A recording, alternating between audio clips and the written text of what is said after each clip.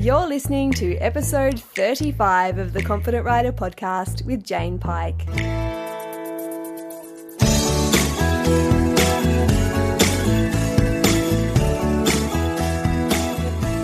Tania Kindersley is the first podcast for 2020, the new decade that we've just sprung into. And I'm really excited about this because, Tania, I think that I can just sit back and listen to your voice. You have such a fabulous voice that I'm like, I don't need to offer anything to this podcast. I can just let Tania speak, and I know it's going to be glorious. How are you? I'm really self-conscious now, but I think that I've lost my voice. No, I'm really well, and I'm so happy to talk to you. I love your podcasts, and this is one of my favourite subjects, and it's my sort of area of expertise in my professional life, and it really enhances my horsing life. Yes. So it makes me really happy to talk about it. And that topic is creativity, and specifically how creativity ignites courage within us, which seems like a fabulous way to kick off the new year. Yeah, I love that idea. And I was thinking about this before we started speaking, and it is a very positive subject, and the idea of restoring that courage is very, very positive. But the awful thing, I'm going to have to start on a negative. Okay, so we'll just everyone be very brave. We are going to roll with whatever comes up. Okay, because the more I think about creativity, the more I think that there is one great big thing that just stops it in its tracks. Mm-hmm. And so this is our big negative, and let's just look this one in the whites of its eyes, and it's something that you deal with the whole time on the joyride, and it is fear. And it's all the fears. It's fear of being found out, it's fear of being humiliated, it's fear of not being good enough, it's fear of failure, it's fear of exposure. And to me, I mean, you are the expert in dealing with fear, and everyone who comes to the joyride knows that there are lots of really brilliant techniques to deal with it. So I don't want to go into that, but I think it's really important that everybody is very conscious. Why aren't I creative? Why do I believe I have no imagination? Why am I not writing that book or painting that picture or being more imaginative with my horse? You know, why am I painting inside the lines? And I think it's fear, and everyone's going to have their own way of dealing with that. So that's, in a way, that's our blue elephant. And so then I want to we can't say let's not think about the blue elephant. So I'm going to just veer over to something, making a very strange noise, veer over to something completely lovely. And here's the positivity, and here's the light, and here's where I think you get the courage from. And it's a visual. That. Oh, thank you. Yeah, I think that sound was the blue elephant entering the room. I'm like, hello, you crazy beast. I'm now feeling a little sorry for the blue elephant because she's not going to get any airtime. You know, she came in, she made her noise, and now we're just off somewhere completely else. And I think this is the positive. This is the beautiful courage raiser. And it's something that everybody knows. And it's something you probably take for granted, especially you, because you've got young kids. And it's that thing when you go into a primary school, and in any primary school classroom, there are pictures on the walls, aren't there? I mean, sometimes the whole classroom seems to be pictures, and they are fantastic. Yeah. And they are all completely wrong. Yes. Everything's the wrong colour. It's the wrong shape. You know, mummy's green, the sun is purple, and nobody looks at those pictures and goes, oh, those children, they should be ashamed of themselves. Everyone's just so delighted these little kids are putting marks on the paper, and they love that there are unicorns everywhere, and they love that the perspective is bonkers. And as a result, those little kids are completely free to be the most creative, probably the most creative person you will meet on the planet is a 3-year-old child. That's so true. Isn't it true? I mean, you must see this every single day. Have you seen there's a series of memes that did the rounds on social media that showed what children's animal drawings would look like if they were real life animals? Have you seen that? It's the most hilarious thing. The most hilarious thing. I thought of that instantly when I thought about your drawings. But yes, that unfiltered creativity, I think, is based on this idea that there isn't a fixed product that they have to get right, which is where we enter the fold as adults, that we have this idea of what the end product should be, and we begin with the end in mind, whereas they're just in it, that it's as they go, kind of creating on the hop. Yeah, I've never thought about that, and of course that's exactly what it is I shouldn't think the end product crosses their mind, does it? They are truly in flow. They're doing it for its own sake. Yeah, exactly. And it shows, I think that shows up in how carefree they are with the end product. It's like, oh, well, that's done. On to the next thing. What are we doing now? Whereas as adults, we're like, behold this specimen that I have created. How much is it worth? Where are we going to hang it? Yeah, but it's a brilliant point. It's all about worth and value, and often the value that other people put on it. Mm-hmm. So you've already lost the joy as a grown-up. And I think what happens, and I don't know enough about childhood development to know when this sets in, but there must be an age at which a certain level of self-consciousness arises. And that combines with the age when grown-ups think, right, now the kids are old enough to learn the rules. Mm-hmm. And so those two forces kind of come together. Yeah. And suddenly it matters that actually mummy isn't green and the sun isn't purple and unicorns don't exist. Although actually don't tell anyone that, but they don't. No, it's so true. I think it's the socialization as well, the realization that previously you might have been able to express yourself in a certain way and that had no consequence, and you didn't think of someone agreeing or disagreeing with you, and then all of a sudden that realization, like you say, that self-consciousness comes, that maybe what you are offering doesn't fit into the norm, and as a consequence of that you feel different from someone else, and then that desire comes to shape what it is that you're making so that it's acceptable to the crew, consciously or unconsciously. I remember watching my little boy in the playground when he must have been 2 or 3, and a little boy was making fun of him at that point.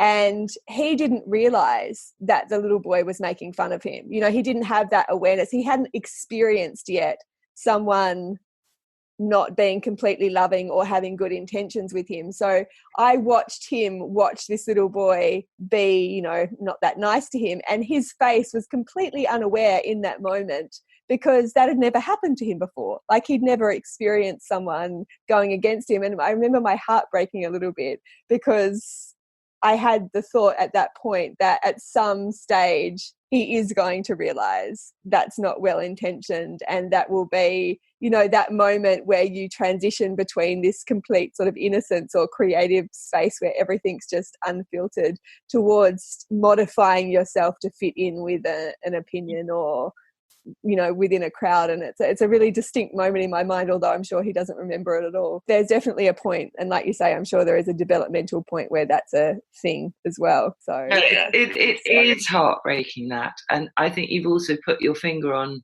something that's incredibly important, which is that intense human need for belonging. So there's always a risk with creativity that you might put yourself beyond the pale. You might write lovely, safe stories or paint lovely, acceptable pictures, but what if you're James Joyce writing Finnegan's Wake? Or what if you're Picasso, who, interestingly, he's my really big example for creativity. And I am going to bring this back to horses in a minute, because there's a really strong parallel, is that I think your most important restorer of courage is that picture of the children's classroom, is that picture of what children do with their paintings, and maybe what you as an individual human remember of your own self at that age.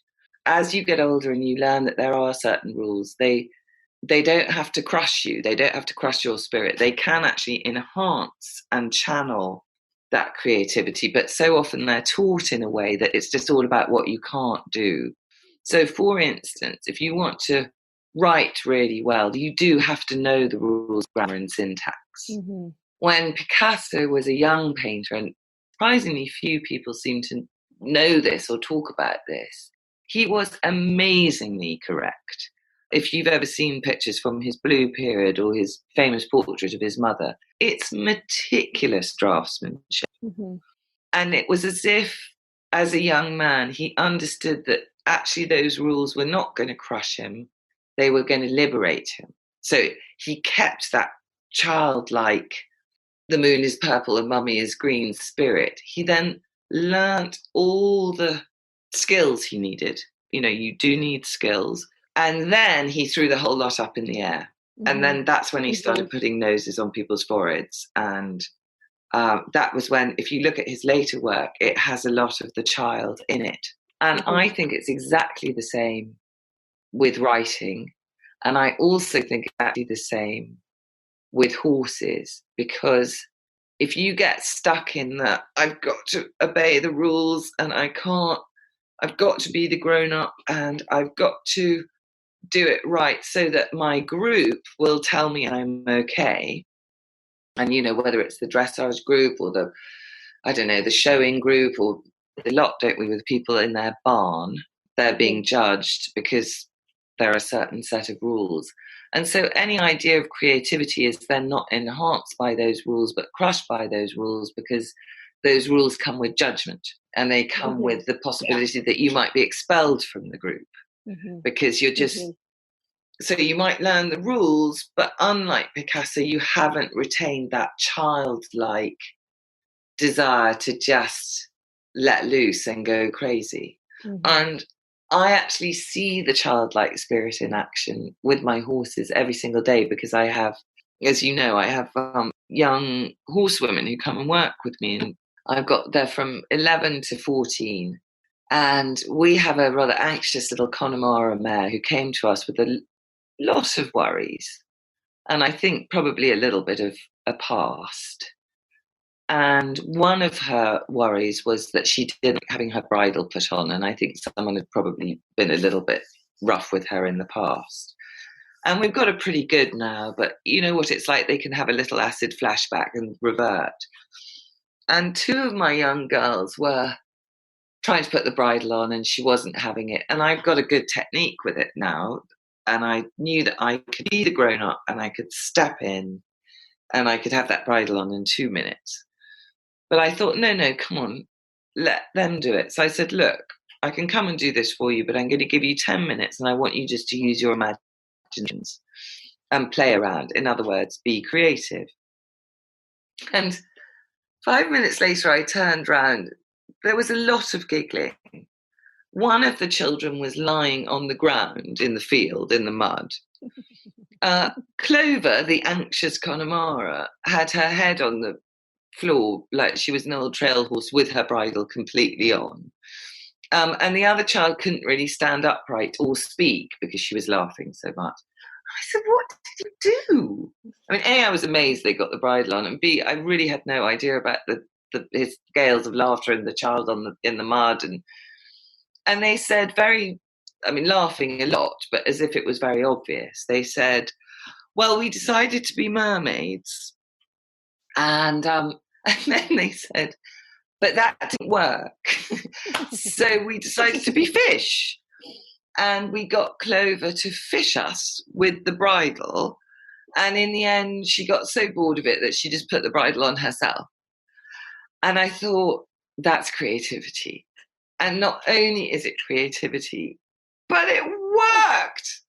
No grown-up I know. I mean, no dressage book or pony management book would say, now, if you've got bridling issues, try being a mermaid. I mean, maybe there is the first thing that pops into my head in the future. Thanks, team. So if we cycle around a little bit, because the crew that you're talking about, the posse of girls that can hang out with you, you also talk about a lot on your Red Mare page and also your Happy Horse page, which is where a lot of people are going to have first come into contact with you and met you from. So do you want to talk a little bit about the Red Mare and how you came to be in contact with the glorious thoroughbred, which I know is your and joy? Well, it's a very dangerous question because I will talk about the Red Mare every day and twice on Sundays, but I'll try and keep it reasonably brief so that the poor listeners don't lose the will to live. My dad was a jockey, national hunt jockey and trainer. So as far as horses went, I didn't really know that any other horse existed. Obviously, I had ponies, and so there was a showing yard and a racing yard. But one of my earliest memories was my dad used to let me follow him out into the yard, and we'd all be up at 5, so it was always pitch dark in the winter. And I just remember going out into the dark. I was probably 3 or 4, maybe. And you'd go into the box and turn the light on, and these enormous, super fit, super strong athletes, so he trained mostly steeplechasers, so they were big, would blink their eyes as the light came on, and I always wanted to help, so I'd potter around and try and fill the buckets and give them their hay nets, and of course I couldn't do any of it properly, so someone used to have to follow around afterwards. But I never felt afraid. Dad, just let me do what I wanted, and it was really weird. Years later, I then went away from horses. Years later, after he died, I wanted to keep him close to me, and I suddenly thought, well, I'll get a thoroughbred. And then I went and looked on the internet, and all these people were going, oh, thoroughbreds are mad. And what are you talking about? They're the gentlest, kindest, most beautiful horses in the world. So then I did get a thoroughbred, and actually she wasn't very impressed with my big idea, because my idea was that I'd keep Dad in my heart by riding her out into the Caledonian pine forests and singing the Irish songs that he taught me when I was a child. And she hated the songs, and she hated the pine forests, and she just thought this whole idea was the stupidest thing. And so I had to get myself together, and then I discovered Warwick Schiller, who you work with, and then I discovered you. And now I have a horse who, I'm afraid she did fulfill actually every stereotype when I first got her. I hate to say this, I think she was doing it for a joke. So there was a lot of rearing and a lot of spooking and a lot of, she had a signature move which was reversing downhill at top speed, which is always interesting because you really have no control over that whatsoever. And there were a lot of times when I was very grateful to get home alive. And now she spends her life exploding stereotypes about ex-race horses, about thoroughbreds, about chestnuts, about mares. And she essentially acts as a schoolmistress for all these lovely young women who we've sort of randomly picked up in various different ways. Yeah, so she goes out into the hills in a rope halter. You don't have to use the reins most of the time. And I have had to be creative with her, because she is a very subtle mind, and she has quite a request from her human, and they're not always obvious. So I've very much had to use the imaginative part of my brain to step into her world, actually, which weirdly is what you do when you're writing a novel. You have to be in that person's mind, and so that's another lovely parallel.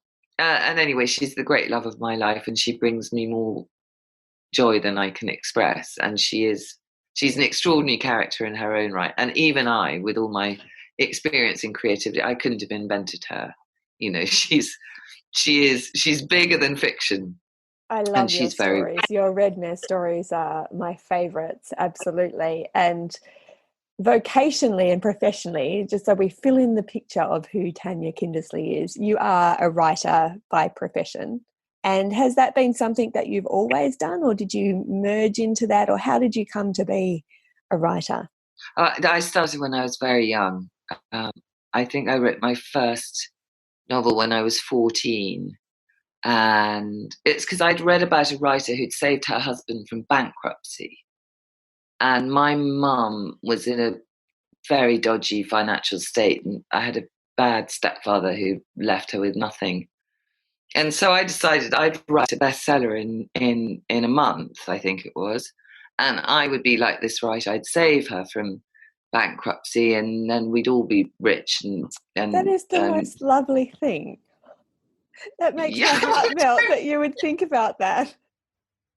It's so sweet of you to say, because as I was recounting that story, I thought, oh my God, that's the most ridiculous thing I've it's ever not. heard. I'm like, I hope my children save me from bankruptcy. Anyway, I sort of got the bug, and then when I was old enough to, be out in the world, just after university, it was, of course, the 80s, and there was a huge amount of money sloshing around in Britain generally, and in publishing in particular. And honestly, nobody had any taste in the 80s. I'm sure you might not be quite old enough to remember. Well, actually, Tania, my foundational taste was formed in the 80s, so this is a delicate subject for me. Oh God, I'm sorry. No, that's fine. We can still continue. It's fine. I just think you have done very well in that case. But I remember wearing a lot of it, what was it, electric blue eyeliner inside the lids, and frosted pink lipstick. And nobody had any taste in literature either. It was very much the time of the sort of, I think they were called bonk busters. Wow, and that's a questionable bonk busters, did you say? Yeah. So it's like a blockbuster except with lots of bonking. That's so fabulous. That is so 80s. I was thinking along the line of sweater dresses, which are probably the anti-bonk buster, to be honest. But somehow that was still the bonking. Anyway, so I don't know, I was 23 or something, and they would take anyone out for lunch at these swanky restaurants and then just give you a contract at the end of it. And that was how it happened. And my first books were so bad, and some of them still exist in people's spare rooms, mostly, I notice. So it's quite often, if they've got big enough houses to have 2 spare rooms, my books tend to be in the second spare room, not the best spare room. And but the lovely thing was, even though it really is embarrassing how bad they were, I got into the business. And so much of it is, once you've got a sort of foot in the door, it does make things easier. But it's been very up and down since. You can have a huge success and be on the Sunday Times bestseller list, and then you think, now I'm off to the races. And then your next manuscript, as in my case, gets rejected, and then you have to start all over again. And my goodness, talk about creativity. You have to not only be creative in your work in this job, but because of the way the market is now, you sort of have to be creative in getting your work out there. Mm-hmm. And that's why I've been experimenting with self-publishing and the Red Mare, her presence. She's very much a presence on the internet, which is lovely because I can go direct to my readers. So I don't have to rely on my agent. I don't have to rely on a publisher. I don't have to wait for 9 months for this thing to arrive in Waterstones. And that's part of the reason why I really want people to understand that they are creative. So many people say, I don't have an imagination, or I can't think of stories, or it's like with a horse, they say that's a spooky horse. No, it's not. It's a horse who hasn't been taught not to spook at things, because there's so much opportunity now. And even though my traditional publishing career is quite tricky at the moment, there's so many outlets where I can use that creativity, touch people all over the world. I get messages from New Zealand, where you are, from Canada, from Australia, from all over the world, places that I'd never be published in book form. And you think, well, that's the point of it. That's the point. Creativity is a beautiful thing. It's beautiful to express yourself. It's beautiful to build that courage to express yourself. But for me, the most important thing is that you're touching, and this is going to sound like mad old hippie stuff, and I'm really sorry, but that you're touching other people. You're in the right place. It's super woo, baby. Because you want to touch people's hearts, don't you? Yeah. What's the point without that? There's nothing without that. Yeah. Especially in, these quite difficult times, and the world feels quite dark to me at the moment. And I think don't shut that creativity down. Just open it up. And it's the thing that I really am sort of wittering now. So I hope that's all right. I'm galloping about all over the place. No, it's I only witter, actually, Tanya, if that makes you feel better. Every time I open my mouth, it's solely wittering. So you're fine. Okay. Continue on. Well, it makes me think of the wonderful Brené Brown idea and lots of your listeners will know about Brené Brown. One of her foundational ideas is this having the courage to lean into vulnerability. Mm-hmm. So instead of bracing against vulnerability, and instead of trying to protect yourself and sort of build, I don't know, defenses or a seawall or put on a suit of armor, you lean into it. And to me, that's the absolute secret of being creative. You got to lean into it. You've got to lean into the purple sun and mummy being green and everything being the wrong shape. You've got to lean into just taking risks. And it's the same thing, I think, with your horses is, once you've got a foundational, can I say skill set? It sounds a little bit bloodless, but you know what I mean. You've got a toolbox. Mm-hmm. There are things you know how to do. But then to get onto the next stage, to get onto the stage where you feel like I feel about my horse, which is that, she's so extraordinary, I have to write about her every day. I think that's when you've got to let yourself off the leash and you've got to let that imagination start to run and you've got to let that creativity out. And sometimes it won't work. Sometimes being a mermaid won't get your pony to put her bridle on. That is so annoying. So annoying. Oh my goodness, those days. You gave it a swimmy, fishy go. Well, anytime you get to be a mermaid full stop is a win. Let's face it. Even if the end result doesn't work or come off the way that you planned it, the fact that you got to be a mermaid for any period of time is a success story in my book. I think it's a huge win. I think it can only be a win. And yeah, so this is it's a sort of paradox in a way, isn't it? Because yes, it makes you vulnerable. On creativity on all its levels, letting that inner child come out, because you risk as an adult, you risk making mistakes, you risk failing, and some people will probably judge you. There are people out there, it's hard to believe, who probably think that fixing bridling issues by being sort of half human, half fish is not necessarily the best way to go about it. And they might tut and click their teeth and, give you looks. I don't even think it's a might. I think it's a definite. It's a definite. Okay. And there is a liberation within that. Like when I do my work, and writing is a huge part of my work and one of my loves, the liberation actually comes with, and my language might get a little bit less than romantic at this point, but it comes with being okay with expressing what it is that you want to express and saying what you want to say, and understanding that actually when you get to the heart of what that is, it's usually polarizing. Like there are people that are really with you on that stream of thought, or they're really against you. And when you're lukewarm and you're not really letting yourself go to the murky depths and you're giving too much of a shit about what other people think, then you tend to be mediocre. Like if there isn't I love that, oh, she is a total loop. Like those are the two lines that I'm most probably walking all the time. I think if you're not getting that, then you're not in it quite yet. Like, you're not at the depths of what's possible, because that tends to be what art is, isn't it? Like, it is polarizing. It's like, wow, I want to look at that, I want to read that, I want to feel that all day, or that makes my skin crawl, get that away, that's totally not my bag. Yeah. For me, that's and when you realize that and are okay with it, then there's a freedom within that, because you're like, well, I'm not going to be for everyone, but I'm not meant to be. So here we go.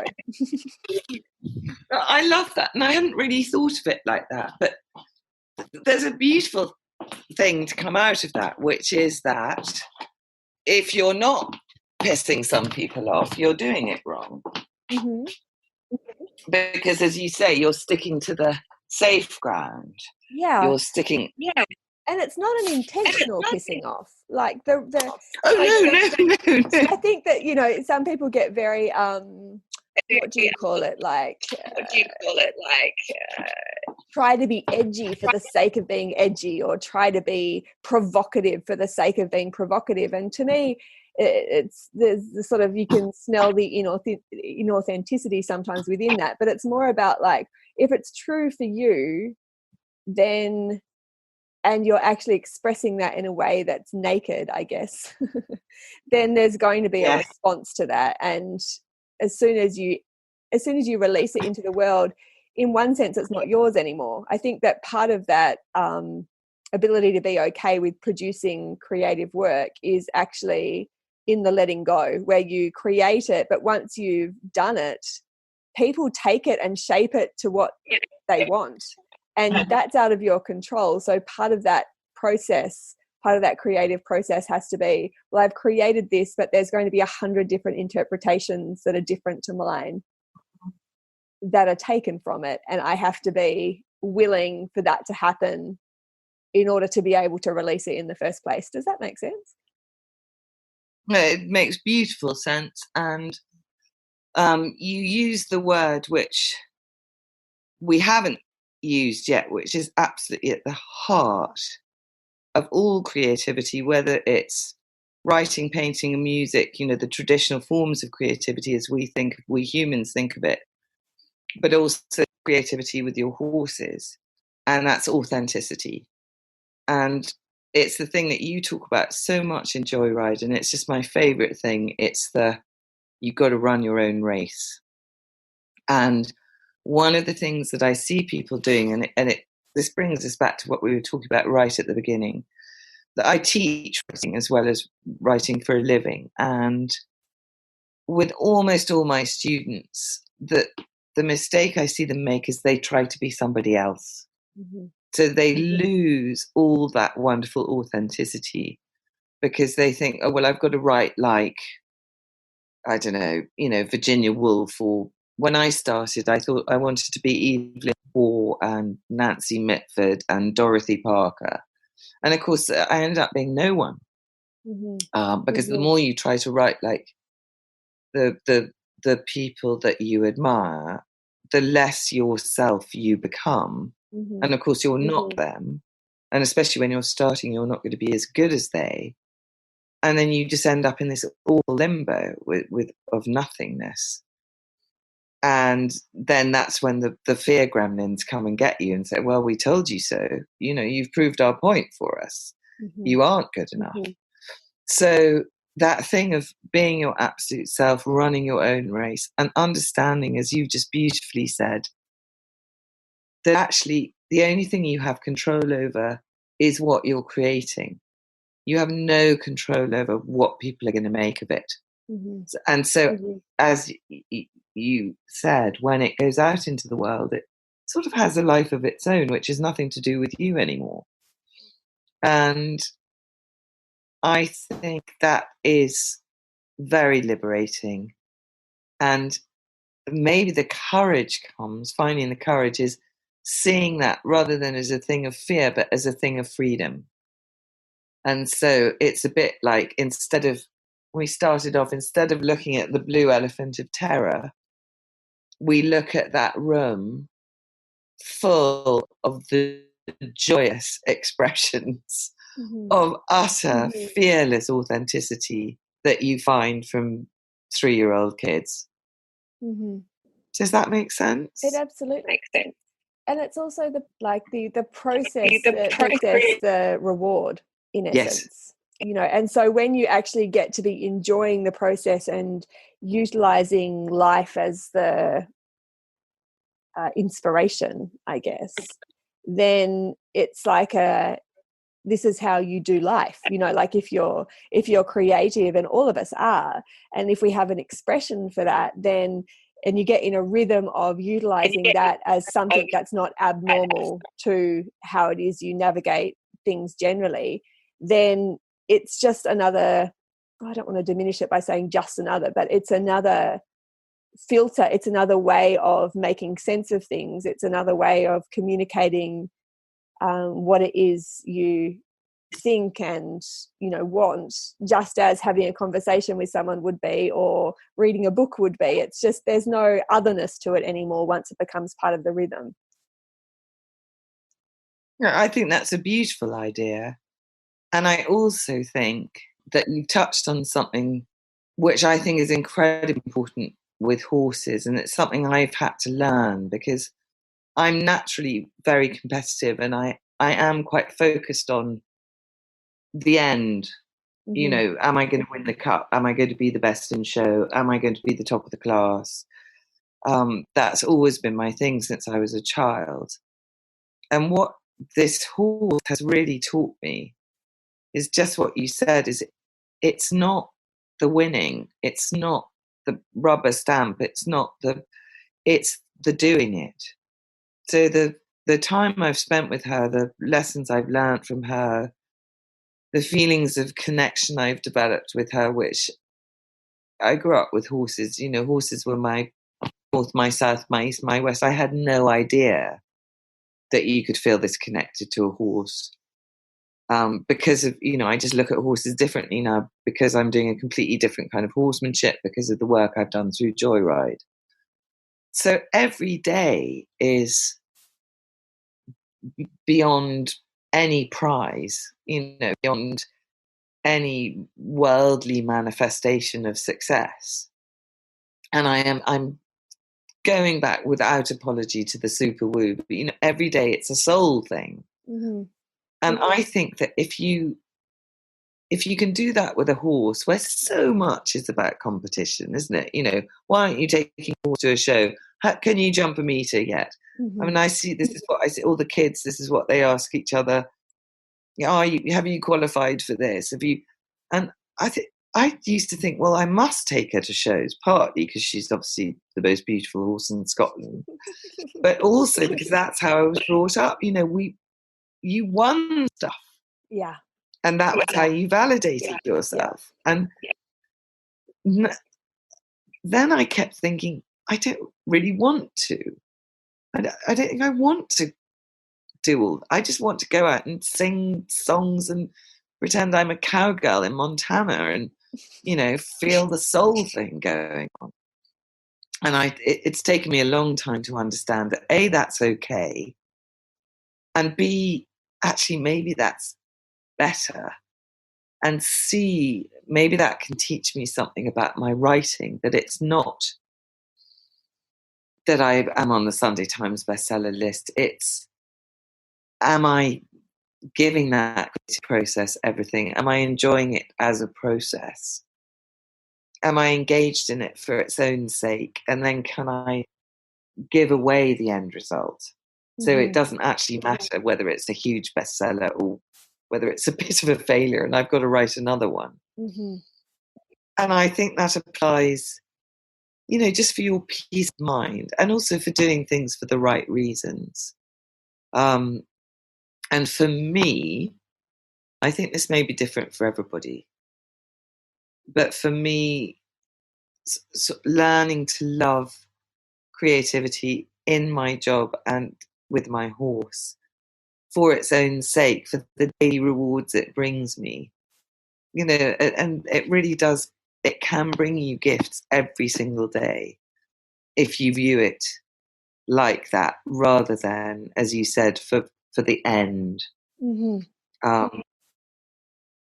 So I think it's the same. I think writing, horsing, it's all about how you approach it. It's all about how vulnerable you can let yourself be. And it's all about releasing yourself from those expectations, which will sort of kill it in a way. It's that balance, isn't it? Between, I almost want to say, allowing yourself to be strong, but at the same time understanding that there are parts of you which are vulnerable and which must kind of embrace that vulnerability. But so it's it going back and forth almost between the two.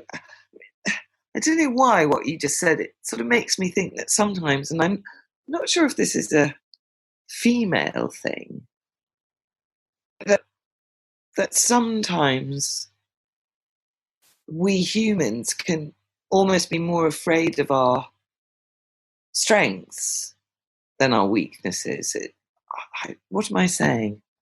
Is that a thing? I think that we can overexpress our weaknesses as well, at the detriment of recognizing our strengths, and even have that be a fixation for other people. So, in situations where I'm having conversations with people all the time, and I'm on the outside, so I see what it is someone's challenged by, but at the same time I see what it is they're bringing to the situation that's constructive and beneficial, but that's in their blind spot currently. Those things tend to be in the blind spot.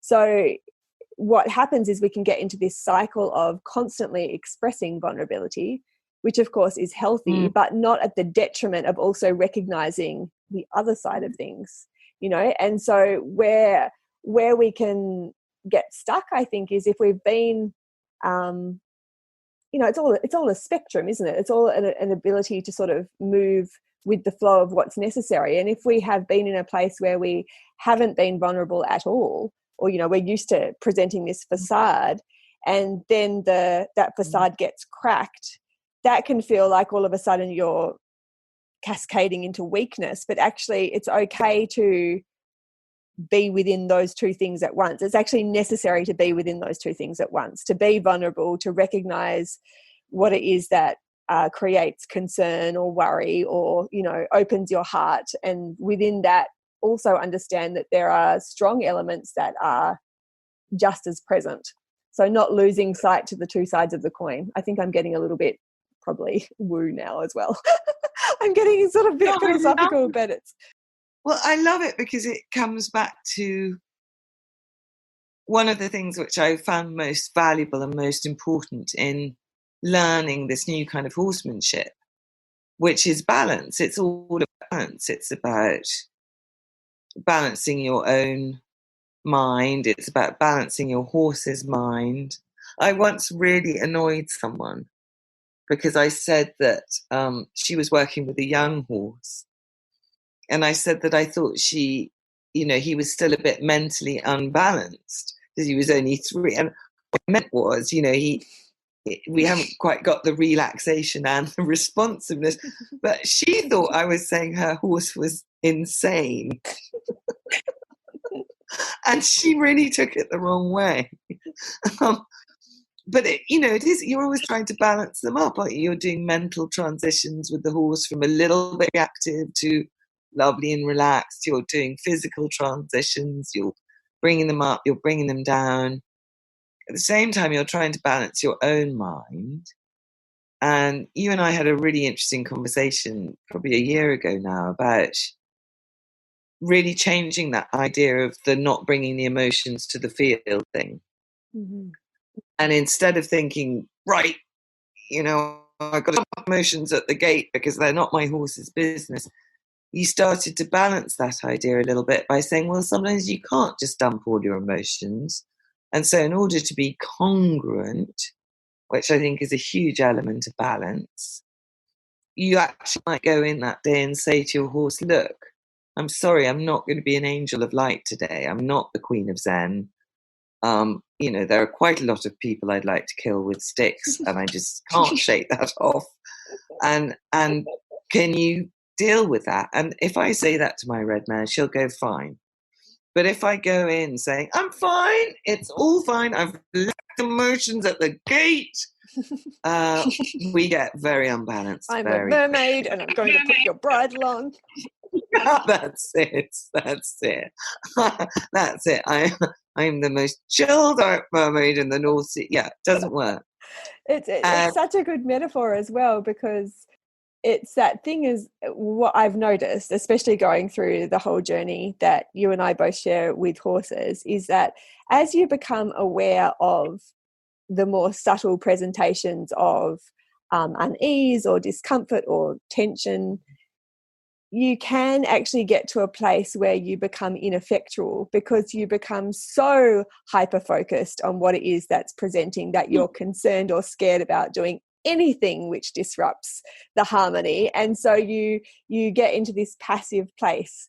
And to me, it's a really great training ground, because you're swinging from one point of being unaware of that at the start and kind of blundering through, and then going into this place where you're kind of aghast that you ever did that, and you were ignoring all of these signals that they'd been presenting for so long, and so you become mute and ineffectual in terms of what it is you're presenting. And then you find a middle ground where you realize, actually, this is the place that we can both meet at and yet still move forward in a way where we're both happy.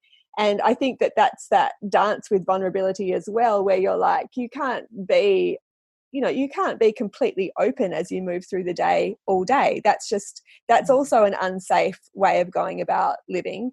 But at the same time, you can't be completely closed. So how is it that you can move with your vulnerability while simultaneously holding that strength and holding that courage, and find a way where those two things are merged together in the most congruent and constructive way that allows you to live, without sort of having to lock yourself in a padded room. Yeah, and actually, interestingly, that is pretty much what Proust had to do in the end. He wrote all his books and pretty much lived in a cork-lined room certainly for the last years of his life. I remember there was a great film, well, it was a terribly cheesy old film, but I loved it years ago, called Rich and Famous. And there was a wonderful bit where Jacqueline Bisset is having a huge argument with her best friend. And she suddenly shouts, Proust, Marcel Proust, who had so much nitroglycerin in his brain that he had to write in a cork-lined room to stop himself going up in smithereens. And the reason that she was so angry about this, he said he had the grace to suffer for his art. And it was because she'd been writing literary novels, adored by the critics, bought by 10 men on the Upper East Side, and a dog. And her best friend suddenly had written this great, big, cheesy, bestselling airport type novel. And she'd written it in 3 months. And this woman was just so mortified, because obviously one of her core beliefs was that you got to suffer for your art. So she thought about Proust in the cork-lined room, having the grace to suffer. And it's what you said about not having to lock yourself in a padded room just made me think of that. But also, you made me think about something I wanted to say earlier on, which I think is so important. And you're right, one does have to protect oneself a little bit, I think. And you have to find the balance between just being vulnerable enough so that you are open and authentic, but also not sort of presenting yourself to the world for flaying, not turning yourself into a St. Sebastian filled with arrows. And one of the ways that you can do this in a writing sense, is when you start out, you make your writing practice private. Mm-hmm. And you always promise yourself that the first draft of anything will never be seen, even by the people that you love the most. And it's not secret, it's private. This is a very important difference. And so that's where you can be completely vulnerable if you need to be. You can reveal everything. And then the second draft, or things that you're going to describe to the world, you just slightly put your good hat on. So you'll polish them up a little bit, and you might take out something which is just too scary. So it's about finding courage, but like you say, you don't have to be reckless. Everybody puts on a little bit of a front for the world, don't they? You know, if somebody says, "How are you?" you tend not to say, "Well, actually, I'm falling apart." You go, if you're British, you say, "Well, not too bad," which sort of means I'm hanging on by my fingernails, but I wouldn't be so vulgar as to bore you with it. And actually, though that's a kind of bonkers British thing, I think it's probably quite a civilized thing to do, because not everyone does want to hear about your broken heart and your ruined psyche and the fact that the ship feels like it's sinking. So as you say, it's all about a balance. If anyone is interested in wanting to write well, this would be my number one tip, to really let your creativity unfurl itself, is practice it in a private place. Just put it in a private place, and then you can be crazy vulnerable, and then you don't need to have a court-bound room. And then you've always got your second draft and your third draft, where you just slightly put your lipstick on. So you're still you.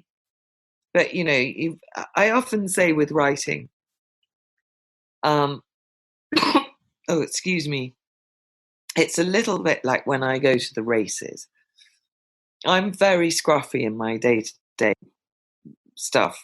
Those advertisements for Jodhpurs always make me laugh, because everything's so clean and there's all those models and I've got hay in my hair and little smears of horse feed on my forehead and mud on my jeans, and that's my daily look. And luckily the Red Mare doesn't care. But what I do like doing every so often is going to the races, and sometimes I go to the royal meeting at Ascot, which is very grand indeed, and the Queen is there and everything. And so the idea is that I don't put on high heels and I don't wear a dress that I've seen in Vogue, because that would be not me at all. I wear flat shoes and quite often boots, which is a little bit of a faux pas, because I like to run around so I can see the horses. But I will take the hay out of my hair, and I will put on a jolly nice hat, and I will wear a jewel. So I'm very much me. I haven't turned myself into someone else because the Queen is there. But I have got my best hat on. And that's how I think about and a jewel. Being creative. That was my favourite part. That was my favorite the jewel, part. And it's very important to have the jewel. And so when you're being creative for any kind of public consumption, whether it's blogging or writing a book or, giving your horse a Facebook page, put the hat on and put the jewel on, but you're still you. And then if you want to just get your vulnerability muscle and your courage muscle and your what the hell and your run your own race muscles strong, that's what you practice in private. And I'm sure there's a sort of analogy between doing your pole work and then doing your dressage test. You don't go out and do your pole work in public. You do that at home. And then you go to the dressage and you put your top hat on and la-di-da. So it's progressive. It's still you. So it's progressive. Yeah. Just a little more polished up. I'm not sure if that analogy quite holds, but you know where I'm going with that. Totally get the gist. Totally get the gist. Totally get the gist. One thing that really struck me about writing on a deeper level, because for me personally, there's the expression that comes through it, and I really utilize it as a way to make sense of things, especially if I find myself at a stuck point. It's like, what does this mean? How am I going to get to this next part, whatever that looks like? Writing about it allows for that transition to take place. I've found it definitely helps me make sense of things. And when I was doing some research for the comeback pathway, which was all about returning from trauma or returning from injury in Joyride, what struck me at that point was that when we have had a traumatic experience, it tends to shift our internal compass so that we orient more towards the negative, towards things which potentially might happen as a self-protective mechanism, as opposed to towards the things which bring us comfort and joy and a sense of stability and a sense of possibility. So that just tends to be the kind of modus operandi of what happens when we're in a traumatic place. And one of the key features, if you want to call it that, of coming back from trauma or returning from a place where things have been kind of hard is to resource yourself. And one of the key resources that I highlighted in that pathway is actually creative resources, because when we've been to a traumatic place within ourselves, it robs us of that joy. It robs us of that playfulness. We don't feel like we have that luxury anymore because things have become very serious and we now need to look out for danger. I know that's a very kind of glib way of doing it, but in terms of understanding it on a very base level. And so creativity in any sense, be that writing, be that painting, be that, revives that capacity within us for joy, revives that capacity within us to reorient towards the things which actually are not only already there, but definitely possible for us. And so it's so important on so many levels, I believe, to have some form of expression that is there for the sake of it, that doesn't have that outcome base, that is allowing you to find that internal orientation that is uplifting and inspiring and lets you make sense of everything, not just your horsemanship, but everything that presents. I love that. And do you know what I really love about it? Is that you've used the word, I don't know how long we've been talking, but we haven't used the word play. Mm-hmm. And play is an absolutely crucial part of being creative, of, just releasing that creativity, which is, it's in people, but it's often locked. And so if you just say to yourself, not, I'm going to paint the most beautiful painting, or I'm going to impress the hell out of Uncle Bernie, or I'm going to, make $1 million from my book. You just say, let's play. And I think that's something I've learned from my girls, actually, my lovely young horsewomen, is quite often they'll just go down to the horses and play. Mm-hmm. And I'll look back over a session and I'll think those horses have learnt more in that hour of playful giggling and nonsense than if we'd done a strict schooling session. And I also think just, all of this broadens out into life in general, as you've touched on. I think human beings don't play nearly enough. I think we should all be playing more. And just giving ourselves permission, to just throw the balls up in the air and see what happens, see where they fall. It doesn't all have to be good and perfect and correct and approved of and stamped. And sometimes you can just play. Even just using the word as part of how you approach things, like with Dee in our training, I think, let's play with this today. Like, let's play with what that might look like, and it's has such a soft edge to it, because when you're playing, there's no possibility of getting it wrong, because that doesn't feature in play. When you're playing, yes, there's anything no wrong. That shows up, there is no wrong. So it's like, we're playing with that. Oh, that didn't go how I thought. That can be a possibility. It's like, that didn't turn out how I thought, but that didn't mean that it was wrong. It just wasn't what I thought. And that's been a really important way of, sort of a framework, I guess, of going into things, to say, let's play with this, and then simultaneously, it's no big deal. We'll play with that. Oh, you did that. It's no big deal. And you said something actually in a comment that I wrote on a post. I did a post about the no big dealness, which I love. And you wrote, it's not a thing, that you used to have an instructor, is this right, that said that when your horse got upset about something, they'd be like, don't worry, it's not a thing. Yeah, it was absolutely her mantra. And actually it was more me getting upset about things than the horse getting upset about things. And I was getting upset because I thought the horse was going to get upset. She wasn't upset yet, but obviously I didn't know the ways of mindfulness. So I was very much living in the future quite a lot of the time. And she was a wonderful woman. Well, I don't see her much anymore because she's moved away, but she was called Holly, and she really helped me in the early days. And she's very matter of fact. Now, she follows a similar form of horsemanship that you and I practice. And I would go, oh my God, we've got to do loading practice because I don't know, she's going to forget if we try and get her on the trailer. And so Holly would bring the trailer and park it in the field and open it up and just look at it and say, right, we're going to get her on the trailer, but it's not a thing. But I'm going, it's a huge thing.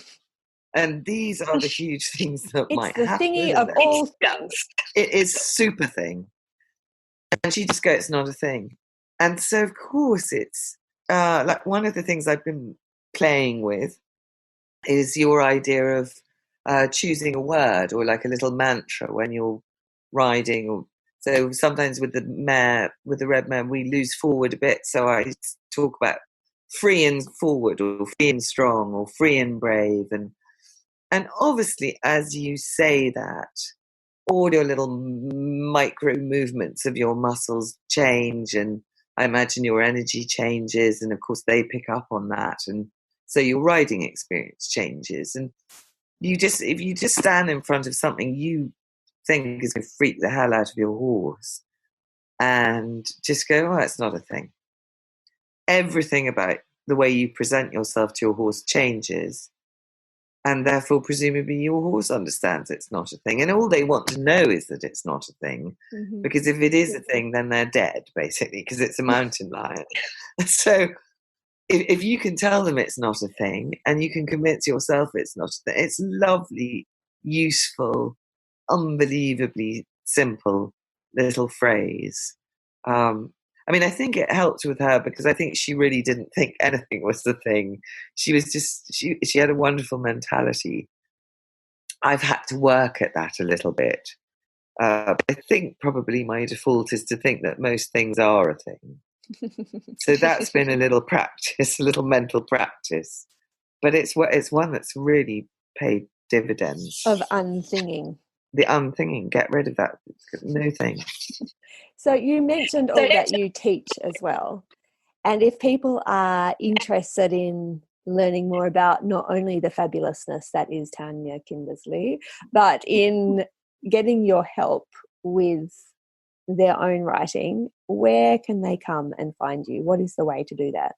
Well, I set it up as a Facebook group because I thought that would be really easily accessible. I looked at, there are quite a lot of writing workshops you can take, and they sort of involve emailing and I don't know, all kinds of things. And I just thought anyone can go on Facebook. So there's a public facing page called Write for Your Life with Tania Kindersley. I think if people probably put that in the Google, and then they can see how to, it's like your program actually. So you've got a Confident Rider is available to everybody, isn't it? Mm-hmm. Anyone can see it. Yes. And then if you want to get the added benefits of the Joyride, you subscribe, and mine's exactly the same. It's just in a Facebook group, and it's been really interesting for me. I'm still working out the best way to do it, actually. So I'm experimenting with this and that. I'm being creative, I hope, but essentially, it's a way of trying to give all my years of experience to people who are starting out, who don't have much experience. And it's a really interesting balance. And talking about balance is you don't want to overwhelm people, but obviously I want to give them as much information and help and the benefit of all the mistakes I made so they don't have to make them. Mm-hmm. But it's really fun, and it's a lovely group of people, and it's a very safe space. And I think, just slightly going back to something you said, that you use creativity and you use writing to make sense of the world, to make sense of difficult things. And you don't need to write well to do that, because quite possibly that kind of writing no one will ever see. But I think you're more likely to do it if you have a certain confidence in your ability to write and to express yourself. If writing is something that doesn't necessarily come that easily to you, you're not going to turn to it as a release. And I think it's one of the most therapeutic things you can do. I mean, my God, just getting things out of your head and onto the page has an extraordinary effect. And so even if it's only for that, it's not that you're going to write a best-selling novel or a brilliant screenplay, or even if you just come to me so that you feel happier about writing, so that you can make more sense of your life through the gift that is language, that would bring me almost as much pleasure, almost more pleasure than anything else, really. So fabulous. So write for your life. And I think a couple of times the Australian has come back into me and I've said Tania instead of Tania, which, so I apologise for bastardising your name at certain points during the podcast. But Write for Your Life with Tania Kindersley. If people want to join up to the subscription group, is it best to go through the public page, or what's the best avenue for that? Yes. Yeah, and there's a very clear link. So yes, through the public page. Okay, I will link that up in the show notes as well, so people can zoom over there if they so wish. You have the Happy Horse and the Red Mare as well. Are they the actual? No, the Red Mare isn't the name of a book, is it? That's just your Facebook page. That's the Facebook page, and then the Happy Horse is the Red Mare is essentially just stories about the Red Mare and her friends and my girls. And I wanted to sort of keep that pure in some weird way. I've got no idea why. So I then set up the Happy Horse, which is to go with the horse books I wrote, the first one of which was called The Happy Horse.